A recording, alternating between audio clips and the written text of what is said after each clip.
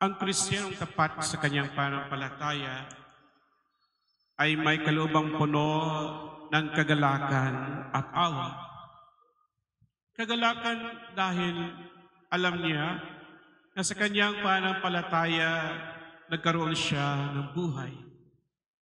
At pinagnilayan natin ang tungkol sa kulturang Kristiyano na siyang kultura ng buhay. Walang iniisip ang isang Kristiyano kundi maging kaisang Diyos habang siya'y nandito at naglalakad sa lupa patungo sa kaharian ng buhay na walang hanggan ng Diyos.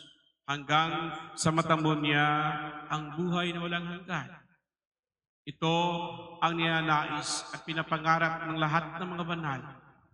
Naghihirap man, puno man ng pagsubok, ang buhay espiritual ng isang Kristiyano, ngunit kung alam niya at batid niya na ang Diyos ay nanahan sa kanya, sa kaibuturan ng kanyang kalooban, andoon ang tunay na kagalakan. Dukha man, mahirap man, walang mga material na mga bagay sa kanyang buhay, ngunit kung alam niya ang Diyos ay nasa sa kanya, lubos ang kanyang kagalakan dahil nasa kanya na ang lahat. Puno ng kagalakan.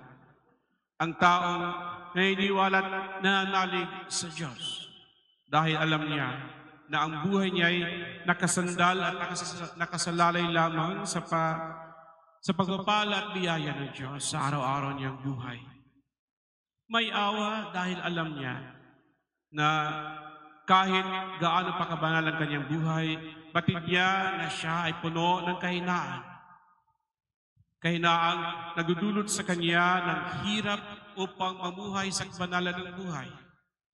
Alam niya na ang bawat gawain at ang bawat pinagtunang pansin ay hindi para sa kanya, ngunit para sa Diyos. Walang-wala para sa kanya ang lahat ng mga bagay sa mundong ito kung ang Diyos ay nasa kanya. Kaya ang kanyang puso ay puno ng awa dahil alam niya na ang bawat isa na ibinigay ng Diyos sa kanya ay mahalaga. Mahalaga dahil ito ay iniibig at pinamahal ng Diyos. Ito ay pinuno ng wapalat biyaya ng Diyos. Nagkasala man, nahulog sa kasalanan o di kaya naging alipin sa kasalanan, namuhay man sa kadiliman o sa kamatayan. Ngunit ang puso ng isang Kristiyano ay puno ng pag-asa dahil alam niya na ang abat awa ay napakadakila sa mga mata ng Diyos at kinakailangan niyang maisalamin ito sa kanyang sariling buhay. Kaya ang tao may aba at awa ay hindi marunong manghusgat, manghukom sa kanyang mga kapatid at kapitbahay. Ngunit alam niya ng lahat ay kailangan niyang aarugain sa pananampalataya upang ang lahat ng mga ito ay maging kasabay niya sa paglalakad patungo sa buhay na walang hanggan.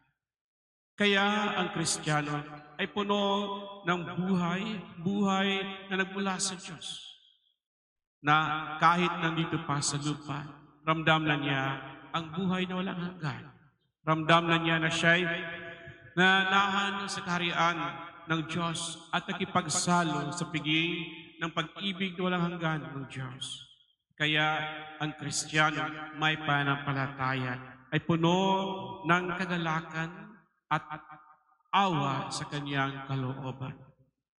Sana po mga kapatid, kagaya ni San Pablo, masasabi natin ng lahat ng ating mga gawain ay para sa Diyos. Ang lahat ng ating mga ninanais ay para sa Diyos. Ang lahat ng ating pagmamahal at paglilingkod sa ating kapwa ay para sa Diyos.